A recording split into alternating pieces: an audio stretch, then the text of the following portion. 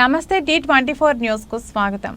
కాకినాడ జిల్లా కిర్లంపూడి మండలం వేలంక గ్రామంలో శ్రీకృష్ణ దేవరాయ కళ్యాణ మండపం రామాలయంలో శ్రీ గండే చిన్నతమ్మన్న వెంకటరత్నం ఆధ్వర్యంలో సీతారాముల కళ్యాణాన్ని చేదులూరి మణికంఠ స్వప్న దంపతులచే అత్యంత వైభవంగా నిర్వహించారు. సీతారాముల కళ్యాణాన్ని దర్శించుకోవడానికి గ్రామ ప్రజలు అధిక సంఖ్యలో పాల్గొని స్వామివారి కళ్యాణాన్ని కనులారా తిలకించి తీర్థ ప్రసాదాలు స్వీకరించారు. ఈ కార్యక్రమంలో ఆలయ కమిటీ సభ్యులు భక్తులు పాల్గొన్నారు.